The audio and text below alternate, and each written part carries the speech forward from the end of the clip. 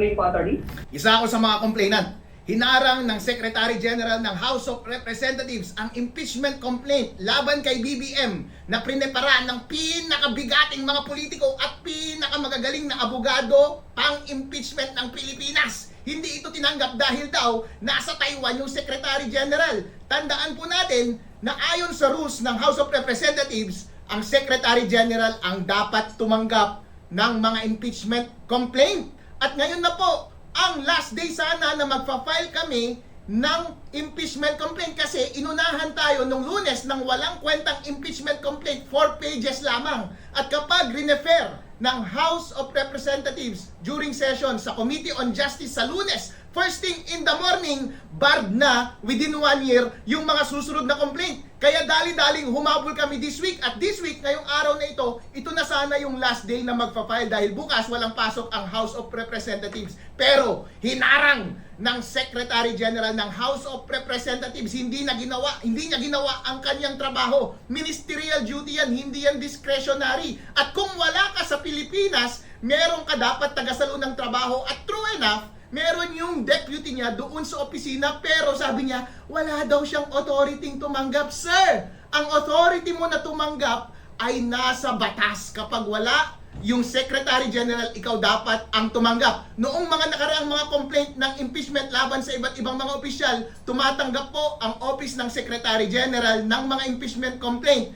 Kahit wala yung Secretary General doon sa loob. Ministerial duty po yan, wala kayong discretion na tumanggi. Pero halata po na pinipigilan nila para wala na kaming pagkakataon na mag-file ng impeachment dahil sa Lunes, dadali-daliin na nila. First thing in the morning, automatic, referred kaagad sa Committee on Justice yung walang kwentang impeachment na i-final nung Monday, 4 pages lamang, walang kalaman-laman, at i-dismiss ka agad yun. Once ginawa nila yun, hindi na makapag-file within 1 year ang mga susunod na impeachment laban kay BBM. At yung bagay na yan ay ginawa rin nila sa Makabayan Group. Ngayong umaga na ito, hindi rin tinanggap. Buti na lamang nung kami ang nag-file, naka-live yung video at ang dami, libo-libo mga Pilipino ang nanonood. BBM, tanggapin mo ang impeachment complaint namin. Nag-tender kami ng filing, ibig sabihin, technically, legally, nag-file kami pero ayaw tanggapin. Since ayaw tanggapin, hindi rin kami makakapag-iwan ng kopya. Pero sapat na po iyan, ayon sa batas, para makomplete yung filing. Mananagot na lamang si SecGen at yung kanyang deputy sa Supreme Court. At alam namin, nagtitiwala kami na darating ang panahon pa rin, napakaikling panahon na lamang, mapapanagot din natin itong mga taong ito at higit sa lahat, yung ulo ng napakalawak na korupsyon sa Pilipinas na si BBM. Ayan na mga kababayan, si BBM Jr. dahil sa pangyayaring ito ay muling sinugod sa ospital. OMG mga kababayan, isang magandang araw po sa atin lahat. Nagbabalik si BMR Channel at ito nga po ang pinakamatindi at nagtitrending ang pinag-uusapan sa ating bayan. Ito nga pong pagkaka-ospital ni Marcos Jr. Ano ba ang sanhi? Bakit biglang na-o-ospital itong si Marcos Jr.? At bakit mga kababayan, sa sobrang sipag niya, sa sobrang hindi na natutulog, ano ba talaga ang kanyang sikreto? Bakit napakatibay nitong ating Pangulong Marcos Jr.? Yan po ngayon ang ating pag-uusapan at re-reaksyonan. Lalapatan po natin ng mga analogy. Ano pa ba ang ating magagawa bilang taong bayan para ma-impeach itong si Marcos Jr. Dahil nga po sa matindi at napakaraming mga flood corruption na nangyayari sa ating bansa. Yan lahat po ang ating pag-uusapan sa araw na ito. Kung inyo po itong patatapusin, malalaman po ninyo mga kababayan ang atin pong ipapakita sa inyong analysis. Sino kaya ang maaring nasa likod ng impeachment na ito? Itong kahapon lang, laban dito kay Marcos. At kabayan, pag pinatapos mo po ang video ito, magugulat ka kung sino talaga ang maaaring nasa likod. At mamaya sa detalye. Ngunit bago yan, ako muna ay magpapasalamat sa lahat ng mga walang sawang sumusubaybay, nagla-like, nag-share sa ating mga video. At sa mga bagong pasok pa lang, basher ka man or hindi ka basher, Importante, bago kang pasok, maraming salamat sa iyo kabayan. Kung nagugustuhan mo naman, kahit medyo nabubisit ka sa aking pangit na pagmumuka, i-consider mo ang like at pakishare at pakisubscribe na rin. Pakipindot ang notification bell all nang lagi ka ring updated sa lahat ng aking mga upload. Bakit? Para lalo ka pang may stress. Hindi, joke lang. Para makatulong ka naman sa akin. Kasi nga, tinutulungan naman kita. Dahil hindi mo na magawa itong mga ganito, ako na ang gagawa. Ngayon, ang gagawin mo naman, tulungan mo na ako sa pamamagitan ng pagla-like, pag-share. At syempre, panoorin mo ng buo para naman kumita tayo, ano ho? Dahil kami po, ang mga Duterte supporters, Duterte vlogger, proud po kami. Dito lang po, sa inyo lang po kami kumikita sa pamamagitan ng inyong mga views. Kaya palakpakan natin mga kababayan ang ating mga sarili. Nakaka-proud, di ba? Nakaka-proud, taas noo tayo na atin pong ipinagmamalaki na wala po tayong tinatanggap kahit kanino man na mga politiko sa ating bansa. Alright? Kung sangkayong kanyang kabayan, sama ka na sa aking ipinaglalaban. Tuloy tayo. Eto na. Unahin natin muna itong si Marcos Jr. kasi sinugod. Nasugod sa ospital mga kababayan. Panoorin natin ha. Sir, good afternoon. Kanina po ay natanong tayo sa MPC kung nagkita na daw po tayo. Since nandito po ako sa one of your events, sasamantalahin ko na po. Kamusta na po kayo, sir? How are you feeling today? I'm fine. I'm feeling very different from the way I was feeling before. That naayos na yung problem. What happened was I now have diverticulitis. It's a common complaint amongst apparently people who are heavily stressed and people who are, I have to admit, growing old. Overwork kayo, sir eh. Di ba sinabi ng doktor na hinay-hinay muna? No. Sep! Sep! Overwork kayo, sir eh. Sep! Gusto mo yata ng mahagi siya ng basura? Hagi siya kita ng kaliwat kanan sampal eh. Hindi, joke lang. Joke lang, Ate Claire. Love ka namin eh. Makasip-sip to. Kakainis. Overwork kayo, sir eh. Ulitin nga natin. Nakakainis. Nakakainis na nakakabuisit. People who are heavily stressed and people who are, I have to admit, growing old. Overwork kayo, sir eh. Di ba sinabi ng doktor Overwork kayo, sir eh. Di ba sinabi ng doktor? na hinay-hinay muna? No. Well, yeah, of course, lagi naman sinasabi ng doktor sa akin yun. Ano ba? No? Yeah? Ano ba? Marcos naman, no? Junior naman, ano ba talaga? Well, yeah, of course, lagi naman sinasabi. Hinay-hinay muna? No. Oh, di ba sinabi niya, no? Yeah? Ano ba talaga? No o yeah? Ulitin ko niya mga Hinay kabayan. muna? No. Well, yeah, of course, lagi naman sinasabi ng doktor sa akin yun. Pero, paano mo naman gagawin yun? Ang daming trabaho. So, sir, ano mensahe niyo doon sa mga taong nais na kayo'y mawala sa pwesto?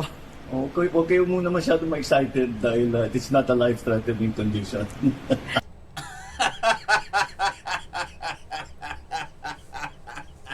Wag daw muna kayo masyadong excited. Wag kayo masyadong excited. Masyado kayong over eh. Overacting eh. Anyo, kasi meron naman overdose.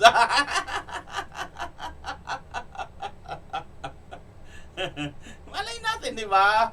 Malay lang naman natin. Okay muna masyado ma-excited dahil it's not a life-threatening condition. Hindi naman daw po ito, malayo naman daw po ito sa bituka. This is not life threatening condition. Malayo sa bituka. Nandun lang ito sa bunganga. So, sir, wala kaming dapat ipag-alala? Wala, huwag kayo mag-alala. Hindi mo masyado I'm, naalala. the rumors of my death are highly exaggerated. Thank you. The rumors of our death is highly exaggerated. Okay. Sige. Yun pala eh, malusog ka pala, okay ka pala eh. Ay, bakit kung kailan may nag-file kabayan na itong grupo na nila Mike Defensor, bakit parang tila bigla ka naman yata na isugod sa ospital? Napansin niyo mga kababayan? tuwing may mga pangyayari, naalala nyo dati yung si Lisa, na di umano kasama nila sa kanilang entourage yung mayamang heir ng Rostans, di ba, yung namatay, na di umano dahil sa illegal na pulburon. Yung mga panahon na yon, habang putok na putok yung balita na yon, anong nangyari? Doon din yung time na yon na kinidnap si Tatay Digong. Tingnan niyo yung mga sequence of events, no? Ito naman ngayon, nag-file itong grupo nila, Congressman Mike Defensor, Governor Chavit Singson. Biglang agaw iksi na naman itong kanyang pagkaka-ospital. Tapos, with matching interview pa. With matching sip-sip pa itong si Auntie Claire niya. Sip-sip po ito, no? Overwork pa yun, sir eh! What? Kainis kayo. Kasi naman ikaw, BMR masyado ka rin sadistic ka rin Pinaulit-ulit mo pa na maraming nabubuisit. Pasensya na kayo ha. Minsan kasi nabubuisit ka pero sarap sarap ulit-ulitin Yung kabuisitan, sarap talaga no? Anyways, balik tayo. May mga nag-comment kasi, nasabi ko lang, na-share ko lang sa inyo. May mga nag-comment kasi sa akin dito na, wag mo na ngayon palabas yung BMR, nabubuisit kami dyan. Ipapalabas ko tuloy, nabubuisit pala kayo. Mga asar ka.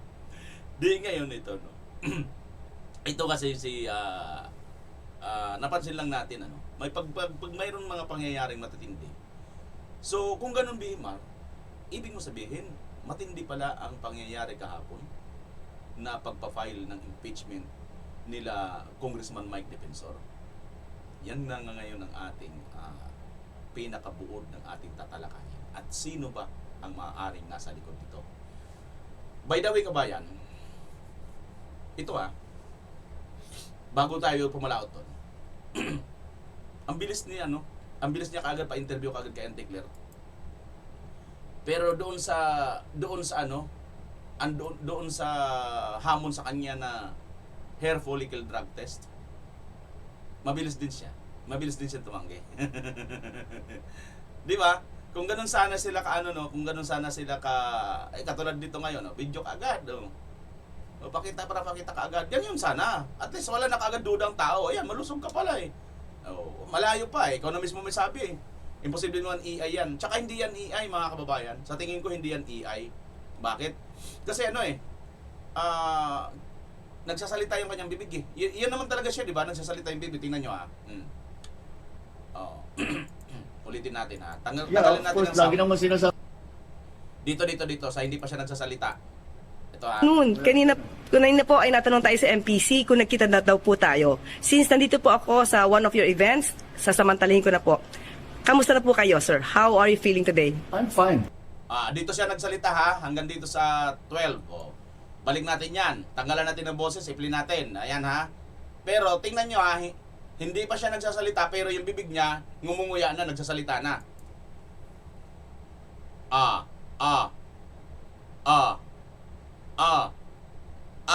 Sinong kausap ng bibig niya?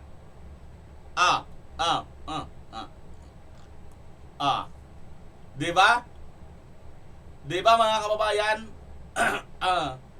Hanggang dito sa 12, hindi pa naman siya nagsasalita dito Ayan Kamusta na po kayo, sir? How are you feeling today? Diyan pa lang siya magsasalita. Tingnan nyo Sir, good afternoon. Kanina po ay natanong tayo sa MPC kung nagkita na daw po tayo. Since nandito po ako sa one of your events, sasamantalahin ko na po. Kamusta na po kayo, sir? How are you feeling today? I'm fine. I'm feeling. Diba? Ayan nagsasalita ang kanyang bibig. Nguya ba yan o salita? May kausap ng kanyang bibig may sariling kausap. Yung kausap siguro ng kanyang bibig, yun ang AI. Yun ang AI. Pero ito si Marcos, hindi to AI. Di ba? Tama hindi? Aside from dyan sa ganito sana ang gawin nila. Every time na may mga akusasyon na, kasi di ba dati, nung panahon ng hinahanap ito, may nagkaroon ng lindol sa Mindanao, nagkaroon ng, ano yun, sa Marawi, yung barilan sa Marawi, di ba? Wala ito eh. Bagyo, lindol, wala ito. Tagal bago nagpakita to eh. Linggo yata mahigit. Ang nagpakita nga si Martin eh. Di ba? Mga ganun mga kababayan.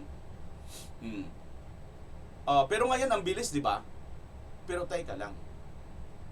Bakit? Nung unang impeachment na final, noong Atty. De Jesus, parang magiliw sila lahat. Okay na ito. Ano na natin? Di ba? Sabay tanggap. Tapos kamukat-mukat, papapag-alaman natin, wala palang laman ang animaw. Di ba? So talagang mukhang sadya na ano lang yun, kanila lang yun. Wala palang laman yun. Di ba mga kababayan? Tapos wala man lang sa kanya, okay lang. Ngayon, nang may file na itong pangatlo, lalo na ito kay Atty. Topacio, ito na siya ngayon. May balita na siya sa ospital. Di ba? Agaw iksina ang datingan. Bakit?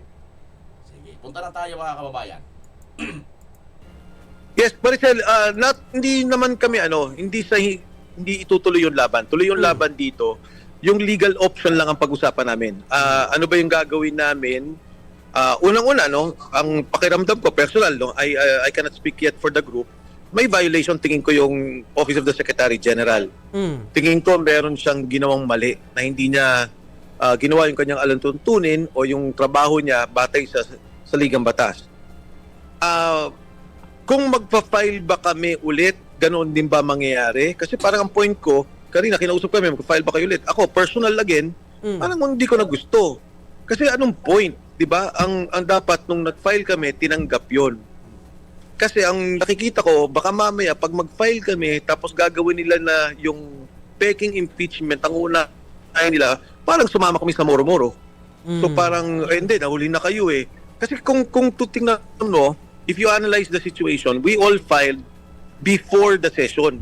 So ang first session day is Monday. So technically, lahat kami pasok dun sa within 10 days.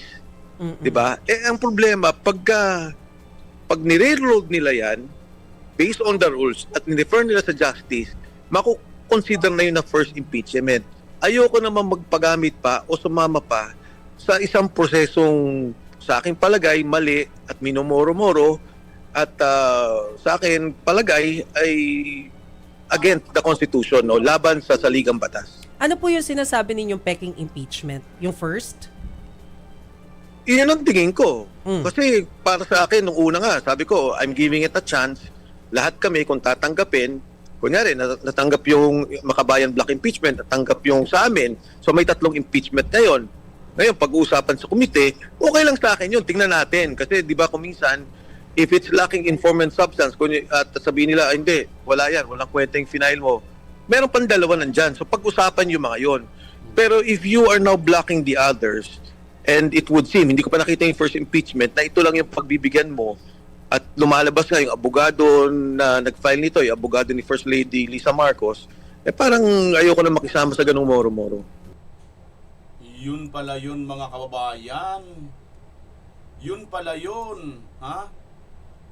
Yun pala ang sinasabi dito ni Congressman Mike Defensor. Dito, himayin muna natin ito bago tayo lumipat sa ibang video. Ito palang pangyayari ito na mga kababayan ay maaari sa first 10 days ng sesyon, pasok pala sila dapat. Kasi 'di ba, nag-iisip tayo, marami ako rin ako mismo ako. Aywan ko sa inyo kung kayo gets niyo na kaagad ito lahat. Ako kasi patuloy ko pa lang na dinadissect or kumbaga pilit pa lang na iniintindi, gusto ko palang i-sink in sa aking kalooban, ano ba talaga ang nangyayari? Hindi ba ito katulad din kay Vice President Sara Duterte noon, na may mga nag-file, umabot na 4, tapos pagdating ng desisyon ng Supreme Court, binasura. Di ba? Kasi nga, 4 na ang kanilang final. So, ito pala yun mga kababayan. Magkaiba ang nangyari doon at nangyari ngayon. Sa 3 ito at sa 4 noon. Bakit? Ito pala yun. itong sinasabi ni Congressman Mike Defensor, pasok pala sila sa 10 session days. At ngayon yung kahapon ang last na session sana. Kasi ngayon daw, wala yata silang pasok. So, ibig sabihin mga kababayan, kahit 1, 2, 3, tatlo ang pumasok na impeachment na complaint sa loob ng 10 days na which is yun ang requirement ng batas na pwedeng talakayin yun, isa-isahin yun, at kung sino doon pwedeng pag-anuhin yun pag compare-comparahin. Halimbawa, yung unang nag-file, pag-usapan na kagad doon sa talakayin na kagad sa dyan sa Congress. Sabihin nila, oops, mahina ito. Ikalawa, pwede na ito. Ikatlo, pwede na ito. Pagsama-samahin na lang yan lahat, isa na lang ang tawag dyan, which is pasok sa isang 10 days bracket. Yung isang ganun lang, magiging isa lang yun. Unlike doon sa nangyari kay Vice President Sara Duterte noon, iba't ibang panahon yun. At natalakay na yun bawat isa. Yung pang-apat lang ang kanilang ni-railroad na sinasabi nga ni Congressman Mike Defensor. Na ano ibig sabihin ng railroad? Sabagay, marami po sa inyo rito, alam niya. Pero sa mga hindi nakakaalam, ang ibig po sabihin ng railroad, no? Ito yung kalsada na may sariling kalsada. All kalsada ng train. May release ng train. Na pag sinabi mong naka-release ng train, kabayan, dire-diretso. At ang hihinto yung mga sasakyan. Tama hindi? Ganun ang ginawa nila doon sa impeachment kay Vice President Sara Duterte. Yung ika-apat na impeachment complaint na which is bawat isa doon pasok na doon sa impeachment talaga proceedings. Ang problema, hindi naman nila sinabing pinag-consolidate nila, kundi ni-railroad na nila. Ito, samantalang ito ngayon tatlo, pwede i-consolidate lahat yan. Pwede. Ayon nga kay Mike Defensor okay sa kanya yung kahit sa Makabayan, di ba? Kasi malaman din Pero yung una talaga, nagago na. Pero mo, ilang pages lang pala yun? 4 or 15 pages lang. Kila Congressman Mike, mali-malita Pero hindi basura. Hindi basura ang laman.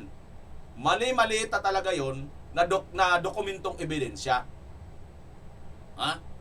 Yan po ang kila Congressman Mike Defensor. By the way, mga kababayan, ito pala yung pag sa mga nakakamiss sa akin sa live mo, may mga nagko-comment sa akin bakit hindi na raw ako nagla-live. Ito yung dito nyo ako makikita sa live na ito, Birada Aguila. Type nyo lang po itong channel na ito, Birada Aguila, yan. Dito po ako kasali sa live, no. Ayan, 5 kami dyan. Kaya kung gusto nyo po ako mapapanood na nag-live, ayan ito ako, BMR Channel, Pambansang Loyal, Bisdak Pilipinas, Badong Aratilis. No? Kung gusto nyo po mapanood dyan po kami, dyan nyo po ako puntahan sa live. Okay? At magpaano kayo rin sa akin, magpabati-bati kayo. Sige, so, alam na natin ngayon mga kababayan, magkaiba ito doon sa kay Vice President Sara Duterte at saka ito ngayon na tatlo. Yung 4 noon at saka itong 3 ngayon. Magkaiba ito. Now, ano na yung ano? Ano pa ba ang pupunta naman natin ngayon? Ang mga nag-file, Governor Chavez Singson, Congressman Paras, Atty. Topacio, Atty. Harold Respicio, Congressman Mike Defensor. Sino pa ba? Tingnan natin ito mga kababayan. Nasaan na? Kaninang umaga, nagkaroon kami ng pag-uusap ng mga kasama sa Makabayan Block na banggit na sa amin na opisyal na hindi tinanggap yung kanilang impeachment complaint. Kaya kami may prepared statement na kami tungkol dito sa ginawa dahil na-anticipate na namin na talaga magkakaproblema sa mismong pag-file namin. At katulad nga na nangyari at na-anticipate namin, ganun nga. So if I will be allowed to read the statement to be clear, distribute na lang siguro.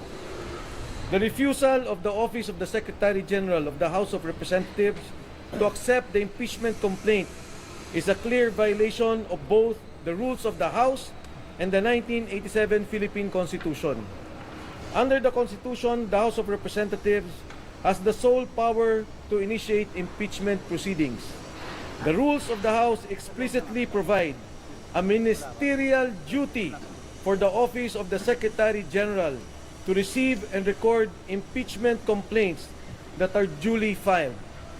There is no discretion given to the Secretary General to reject, screen, delay, or block such filings.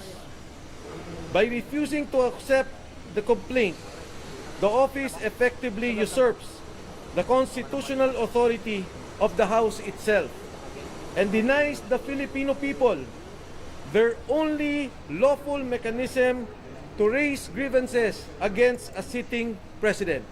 If I may repeat that, by refusing, it denies the Filipino people their only lawful mechanism to raise grievances against a sitting president.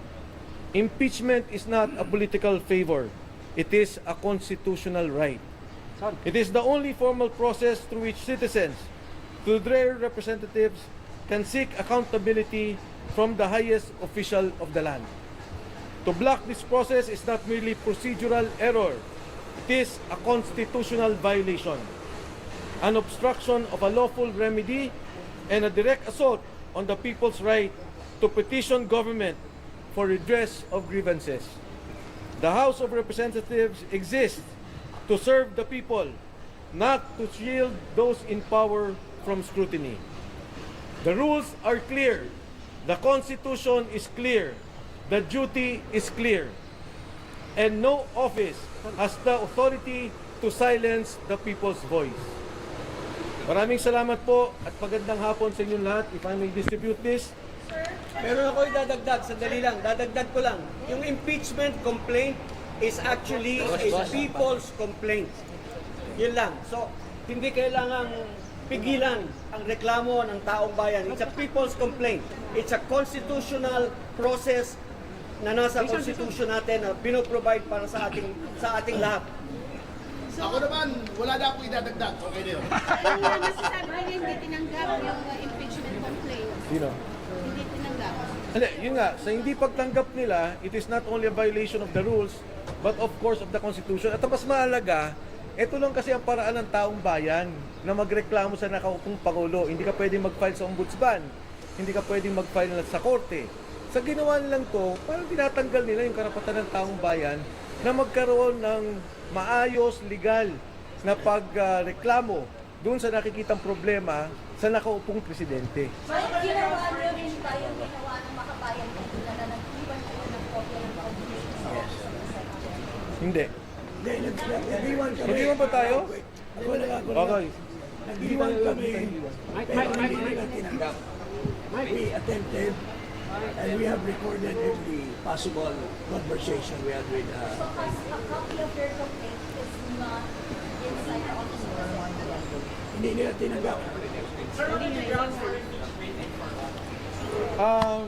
We will be discussing this at another time. Ang tingin namin, ang dapat natin pag-usapan ngayon, yung mismong, kasi yung sa maraming pagkakataon sa Korte Suprema, may desisyon na about impeachment complaints. In fact, the recent decision was on the Vice President. At mabigat tong hindi pagtanggap, hindi namin maintindihan kasi hindi naman si Secretary General Cheloy ang sinasabi nung Saligang Batas. Ang sinasabi ng Saligang Batas, yung opisina. Dapat i-receive nila yun.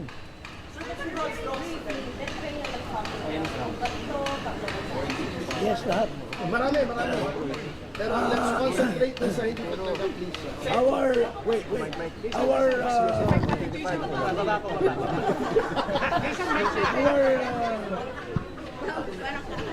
Kasi ako pause eh. Our impeachment complaint encompasses almost all the grounds except for treason and bribery, I guess. But culpable violation of the Constitution, betrayal of public trust, graft and corruption, high crimes. These are all embodied in our complaint against Marcos Jr. Ano yung offenses, sir? Offenses? Ano yun? De, sa ngayon, we will call for a press conference tomorrow. Press con kami Para i-discuss yung details, pero sa ngayon yun yung statement namin, ang hindi pagtanggap nito. Ha? Pati yung endorser, kasi may endorser kami nandito. Pero siyempre, tatlo. Siyempre, nung nakita namin, nung na-inform kami ng Makabayan Black, and may mga kasama tayo sa Committee on Rules, dun sa nangyari, medyo nagulat na kami. In fact, nakita nyo naman, mali-malita yung dala namin. Pero kung ganito yung mangyari, napakapangit naman. Hindi maganda. Sigurado kami, yung first impeachment complaint is a scam complaint. At Yun mga kababayan, sigurado si Congressman Defensor na ang first impeachment complaint ay scam complaint, no?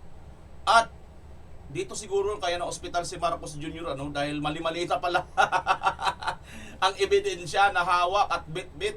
At tatlo pong congressman ang magi-endorse dito mga kababayan.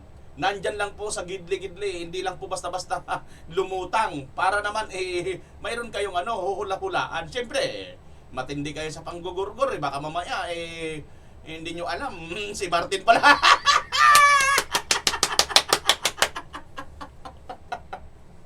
Malay natin mga kababayan, si Martin pala nasa likod nila.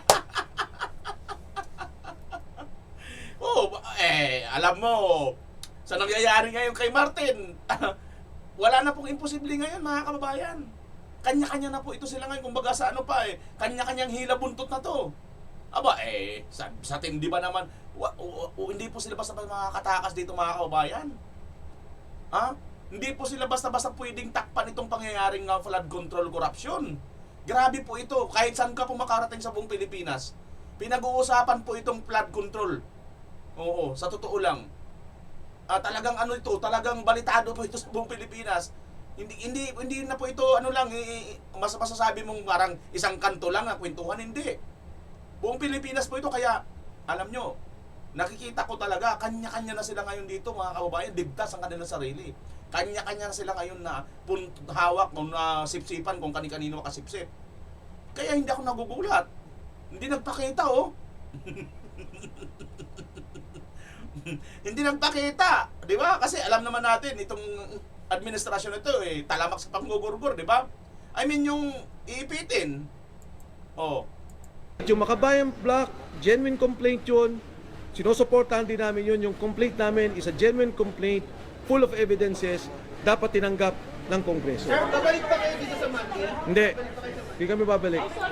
Tingnan nyo mga kababayan tingnan nyo yung Makabayan Black, sinusuportahan din nila kung Mike Defensor. At yung sa kanila, legit din, ganun din yun sa Makabayan Black. Except lang dun sa una. Di ba? Na yun naman yung una na yun, ang bilis at walang hassle na tinanggap. At ang masaklap pa, wala nang ang hassle na tinanggap, ang bilis tinanggap, walang laman, anak ng teteng. Kaya hindi maiiwasan sa taong bayan na mag-iisip talaga, scam talaga yun. At sinabi na nga ni Congressman Mike Defensor. Pero may isa pa tayong i-analyze dito, yung nasa likod nila kung Mike Defensor. Tuloy. Huwag ka muna mag-conclude. More or less tatlo. Ayaw ni Jing ako mag-conclude. Pero pag-isipan pa namin. Pero as of now, dapat it should have been accepted, period. No, they're not. No, they're not. Sir, ilan ang complainants at sino-sino? For the record. Ang mga complainants... yes, please. Lipat lang muna. Wait lang. Dito ka na. Dito ka na, dito kami. Si attorney na lang pala lumipat. Oh.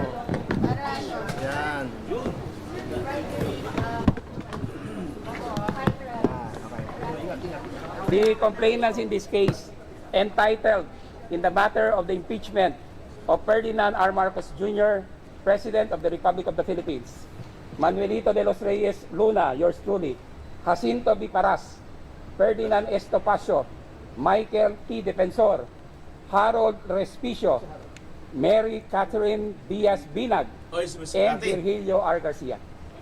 David Simpson. What is?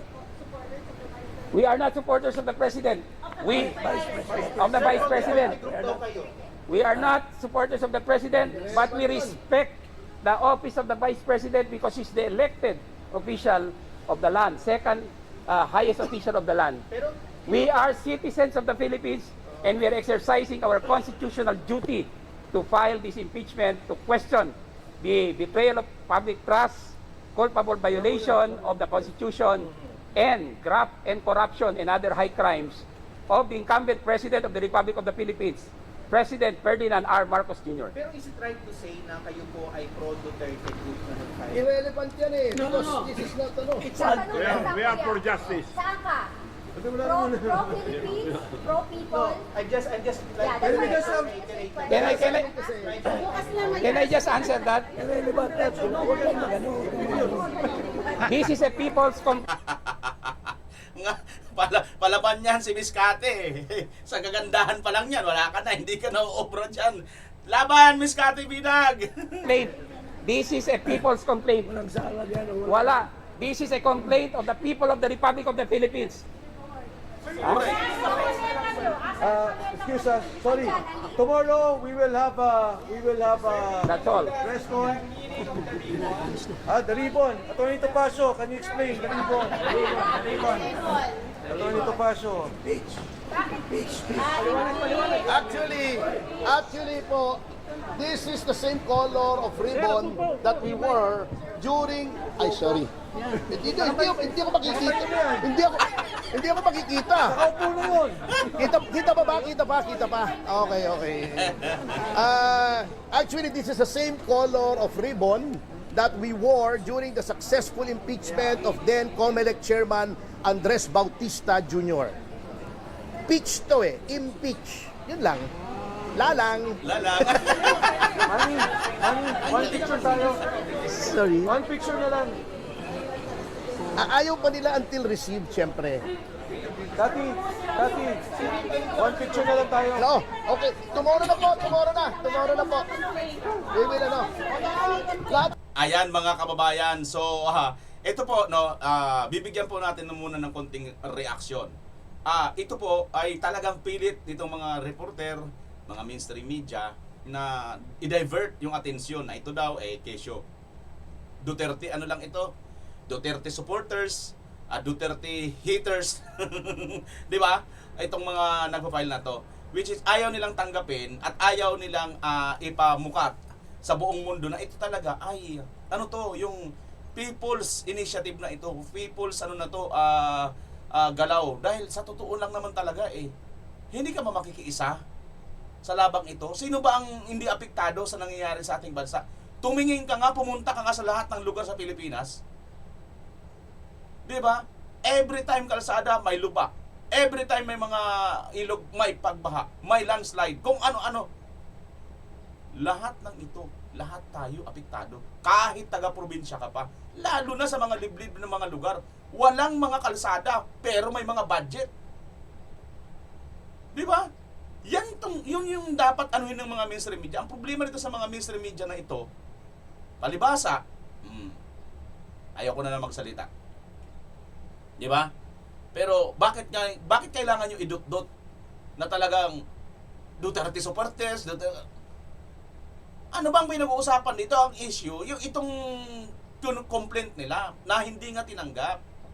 Bakit hindi tinanggap? Na samantalang opisina naman ang tatanggap, hindi naman yung mismong tao. So ito violation ito. At hindi na raw sila magpa-file papunta doon sa ano na yan. Kaya may habol pa po tayo mga kababayan. Alam nyo kung anong habol natin? Dahil valid na po yung ginawa nila Attorney Topacio, Congressman Mike Defensor, yan na ngayon ang dadalhin nila sa Supreme Court. Pag nagkataon kabayan, baka mabaliwala yung naunang isinampang impeachment ng attorney ni Kokak. At ito ngayon ang pagkatigan ng Korte Suprema. Di ba mga kaubayan? Sa tingin nyo, may posibilidad? Malaking posibilidad. Bakit? Nag-iwan yung tawag nito, yung Makabayan. Pero sila, Congressman Mike Defensor, hindi na sila nag-iwan. Bakit pa sila mag-iiwan? Kasi pag nag-iwan sila dyan, tapos hindi naman na tinanggap, na hindi na pasok. Dahil kailangan pumasok ka sa 10 days session. Days ng first 10 days, section days ng Congress. Kailangan pasok ka doon. Kahapon, last day na kahapon eh. Ha? Hindi na matatanggap ngayon. So, Lunes, ilang araw na yon, hindi na siya pasok doon. Kaya, magiging pangalawang impeachment na yon kung sakasakaling tanggapin nila. Kaya, hindi nag-iwan itong sila Congressman Mike Defensor. Kaya, mangyayari, instead na mag-iwan si Congressman Mike Defensor, sa Korte Suprema sila tatakbo. Pag nagkataon, yung nauna, yun ngayon ang i-void. At ito ngayon, ang impeachment ni Vice President, ito ngayon ang, itong sinulong nila ng impeachment, ito yung katigan ng Korte Suprema. At hindi yan malayong mangyari. Bakit? Bakit kabayan? Sasagutin kita. Dahil maliwanag violation ang hindi tanggapin ang kanilang impeachment. Dahil ang tatanggap, hindi yung mismong sekretary ng opisina, kundi ang opisina. So doon sa opisina, mayroon siyang mga secretary, assistant secretary, di ba? May mga taga-logbook doon, logbook lang naman, hindi nila tinanggap. Kaya malaki talaga ang posibilidad, kabayan, ito ang makakapasok. Napakatalinong moves, mga kabayan. At ito na, sa katalinuhang moves na ito, bibihira lang po ang nakakagawa ng ganito. Punta na tayo ngayon, mga kabayan, sa pinakabuod ng ating pag-analisa patungkol dito. Kung matalinong galaw ito, kaninong galaw ito? Kabayan, si Mike Defensor, tao ni Gloria yan. I think si Jing Paras. Sino-sino pa dito ang tao ni Gloria? Tapos ito naman si si Governor Chavit Singson. Siya rin ang dahilan kung bakit si Gloria nasa pwesto.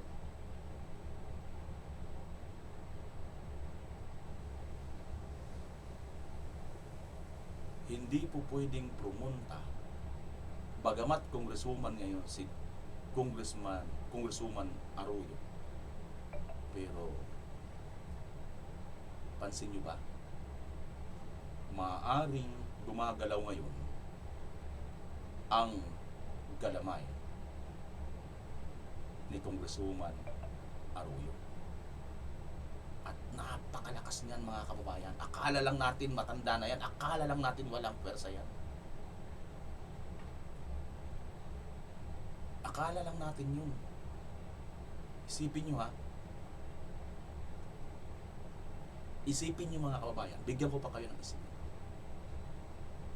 Si Senator Bong Revilla, tao yan ni Gloria Arroyo. Si Vice President Sara, kaibigan yan ni Arroyo. Si Martin Romualdez, katikit yan ni Arroyo.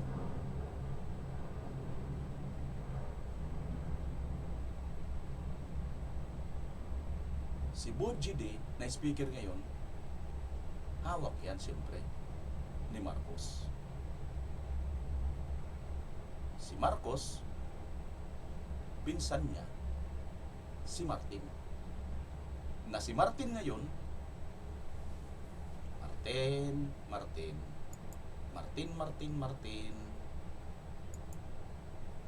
Forbes Park property na inuugnay kay Martin Romualdez. Lalim ang kaugnayan ni dating House Speaker Martin Romualdez sa nakabili ng Forbes property na konektado umano sa kanya. Bukod sa kabaro sa fraternity, kapwa may papel din umano sila sa tatlong kumpanya. Narito ang agenda report ni Hannah T. Ang property na iniuugnay kay former House Speaker Martin Romualdez, pumapalo raw sa 1 billion pesos ang presyo. Ayan mga kababayan, ang property na inuugnay kay Martin Romualdez ay pumapalo daw sa 1 billion peso. Ayoko mag-ano, no? Ayokong mag-over analogy, mag-over act. Pero maaari bang may possibility ba? Kaya sabi ko nga sa inyo kanina, hindi ako magugulat. Kasi hindi nila pinakita kaagad mga kababayan, di ba? Kung sino yung tatlong congressman. Kasi kung si Congressman Pulong yan at yung mga Duterte mismo, makikita na natin yan. Malalaman na talaga nila kaagad. Malay natin mga kababayan. Ito kung ang kasama nito, katulad di ba dati yung Duterte Youth Party List, lantad na kagad sila ang unang nag-endorse ng impeachment ni BBM noong 2025. Hindi nga lang din nag-prosper. Hindi nga lang din tinanggap. Ngayon, hindi na nagpakita. Tinago nila. Tandaan nyo, kanyang kabayan. Itong si Martin, iimbitahan na sa Blue Ribbon. Dati, hindi naman. Dati, nagkakaanohan pa nga sila ni Senator Marcolita at ni Lacson eh. Kasi sinasabi ni Senator Marcolita, bakit hindi natin imbitahin? Ang sagot ni Lacson lagi, interparliamentary. Pero ngayon nagbago na, di ba? Mismo na rin si Lacson nagsabi, iimbitahin na natin itong si Martin. Tapos ito na ngayon ang lumalabas ko. 1 billion at napakalaki ng posibilidad na ugnayan dyan. 1 billion property dyan sa Forbes na siyang dinidilibira ng basura na bilyon-bilyong pera ayon kay Sergeant Gutesa. Diba? Ang tindi ng mga connection mga kababayan, ano? At isa pa,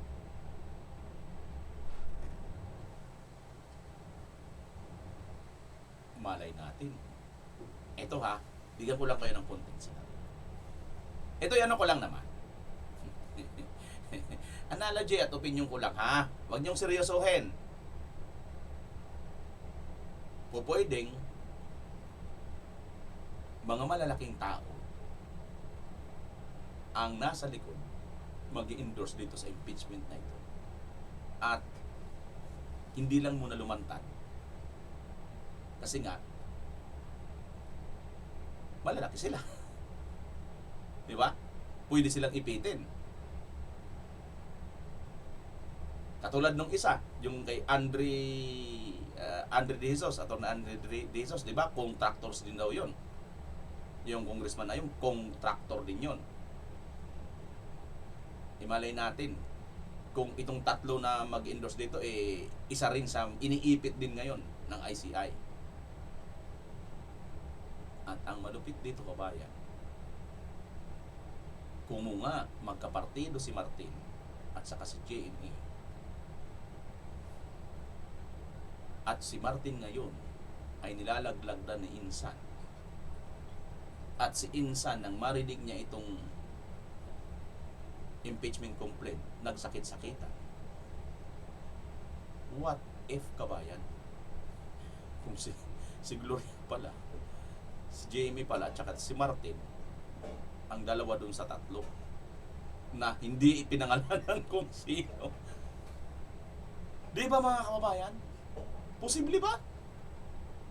Well, everything is possible sa pangyayari ngayon. Mailigtas lang ang kanilang sarili. Tingnan mo si Saldico, mailigtas niya lang ang kanyang sarili. Samantalang dati talagang, di ba, wish natin yan. Sinasabi na mag-till-all ka na, Saldi ko. Kasi ikaw nang tatargetin. O, nangyari na nga. Naringgan nga tayo. Imalay natin, ganito rin mangyari dito kila Martin.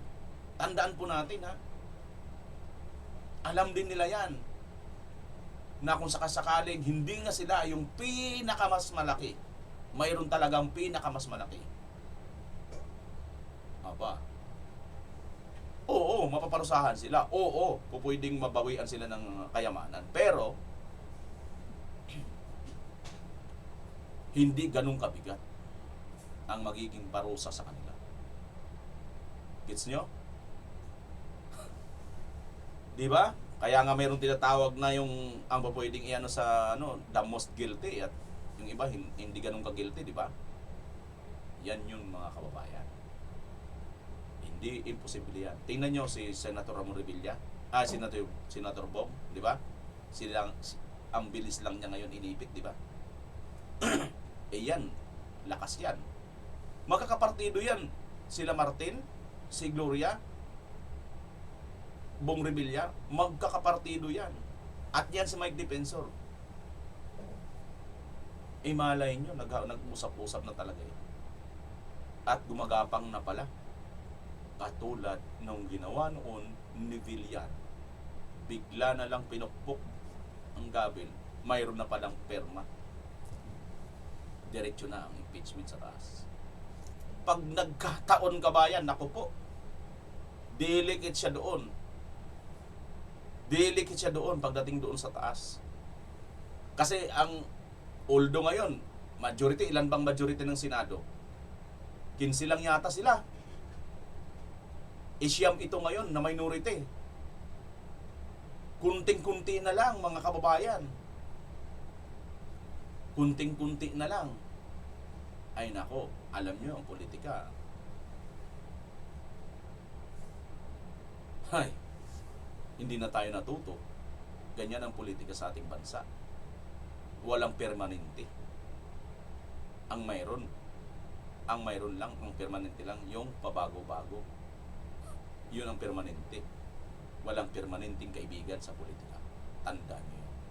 Ang mayroon permanenteng kaaway. Magkakaroon ka talaga ng kaaway lagi, pero kaibigan, hindi yan permanente. Di ba? Yan mga kababayan. I hope na nakuha nyo po at nag-gets nyo ang aking ginawang pag-analyze dito. At may napulot kayo. Sa tingin ko lang kabayan, in short lang, sa tingin ko lang, itong impeachment nila Congressman Mike Defensor, ito yung kinaestresan ni BBM kung bakit siya dinala sa ospital. Dahil mali-malita ang ebidensyang bitbit nila. At alam ni BBM yan na ito na ang mabigat na maaari niyang kakaharapin. At maaari na siya ritong masibak. Kaya nagsakit-sakitan, nagdahil-dahilan na. Di ba? Yun lang naman yun. Ang nakulang. Hindi ko alam kung totoo nga. Pero yun lang analyze ko. Kung sang-ayon kayo kabayan, huwag kayo mahiya. Comment nyo rin sa comment section sa baba ang inyong mga pag-aanalisa. Kung anong masasabi ninyo. At kung may oras pa kayo, nakarating kayo dito sa dulong video ito, salamat at paki-comment, pa-shoutout BMR, taga dito po ako sa lugar na ito nang mai-shoutout. Maraming salamat Pilipinas. As always, bye-bye!